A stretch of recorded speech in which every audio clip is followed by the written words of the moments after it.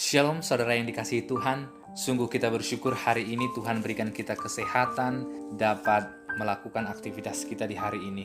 Namun sebelumnya marilah kita berdoa meminta pertolongan Tuhan untuk kita benar-benar siap menerima firman Tuhan ini dan Ia benar-benar mengajar kita apa yang harus kita tahu dan apa yang kita tahu itu kiranya juga dikuatkan untuk dapat kita lakukan dalam kehidupan sehari-hari. Mari kita berdoa. Bapa dalam surga, kami bersyukur sekali untuk anugerah Tuhan, untuk pertolongan-Mu yang tiada hentinya. Biarlah kami semua semakin hari semakin memahami isi hati Tuhan, dan tolonglah kami untuk melakukannya. Dalam nama Yesus Kristus, amin. Firman Tuhan hari ini diambil dari Keluaran pasal yang ke-20, ayat yang ke-8 sampai 10. Ingatlah dan kuduskanlah hari Sabat.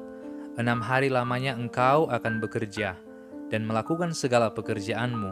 Tetapi hari ke-7 adalah hari Sabat Tuhan Allahmu. Maka jangan melakukan sesuatu pekerjaan, engkau atau anakmu laki-laki, atau anakmu perempuan, atau hambamu laki-laki, atau hambamu perempuan, atau hewanmu, atau orang asing yang di tempat kediamanmu.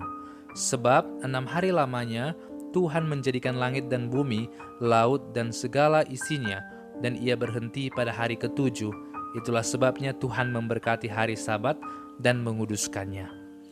Sebenarnya ayat yang baru saja kita baca hanya memberikan satu perintah saja, yaitu menghormati hari Sabat. Sehingga ketika kita membaca ayat 8 sampai ayat 10 pun kita sudah memahami apa yang Tuhan mau. Tetapi di ayat yang ke-11 dikatakan tadi bahwa Tuhan memberkati hari yang ke-7 itu. Dan diberikan alasan mengapa orang percaya harus menghormati hari yang ke-7. Ketika kita melihat kepada kitab Kejadian secara khusus dalam hal penciptaan, maka Tuhan menciptakan segala sesuatu, juga termasuk manusia, di dalam 6 hari. Dan di hari yang ke-7 Tuhan sediakan waktu baginya untuk beristirahat. Yang pasti bukan karena Allah kelelahan sehingga Ia harus beristirahat. Bukan berarti Dia tidak dapat melakukan apa-apa lagi di hari yang ke-7 itu. Tetapi Ia membuat satu hari yang khusus untuk dirinya sendiri. Maka mengapa manusia harus menguduskan hari ini? Karena tujuan manusia ialah harus memuji dan memuliakan nama Tuhan.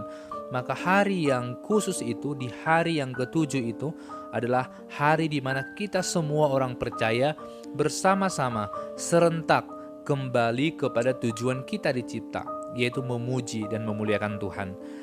Sehingga hari yang ke-7 itu sebenarnya bukan hari untuk manusia bermalas-malasan, tetapi hari yang dikhususkan untuk memuji memuliakan Tuhan. Hari di mana kita beristirahat dan berhenti sejenak dari semua kesibukan yang kita miliki. Para siswa berhenti sejenak dari kesibukan mereka untuk belajar dan mengerjakan apa yang menjadi tanggung jawab mereka, dan fokus mengarahkan hatinya kepada Tuhan, memuji dan memuliakan Tuhan, dan belajar firman-Nya. Orang-orang yang bekerja fokus untuk membawa hatinya kepada Tuhan dan berhenti sejenak untuk mencari apa yang mereka butuhkan.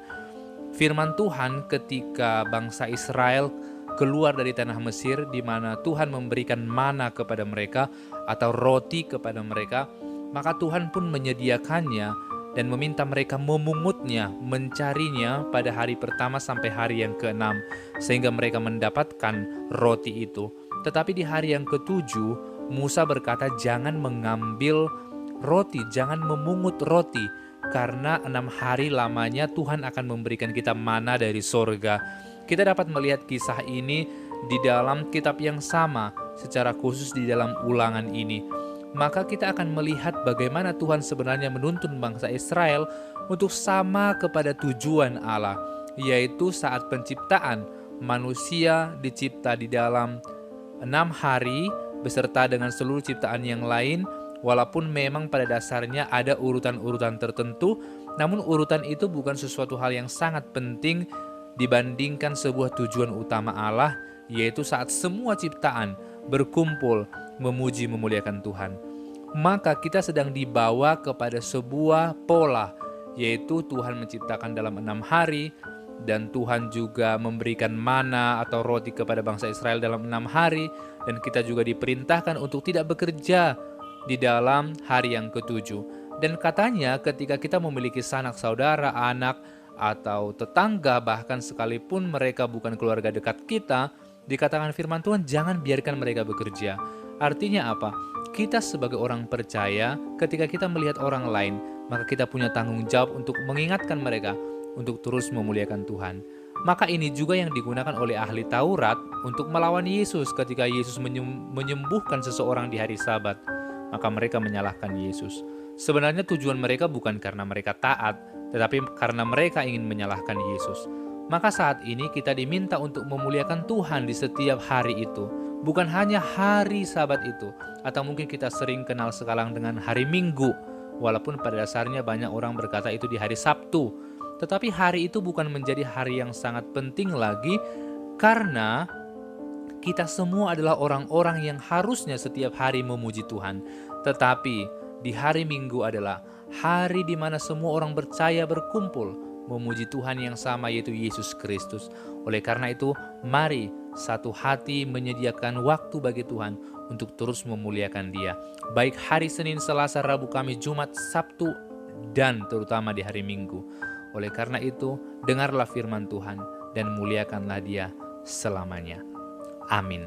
Bapa di dalam surga, kami tahu bahwa Engkau bukan meminta kami supaya malas-malasan di hari yang ketujuh, tetapi Engkau meminta kami menyediakan waktu yang khusus untuk memuliakan Engkau. Maka tuntunlah kami di dalam nama Tuhan Yesus Kristus.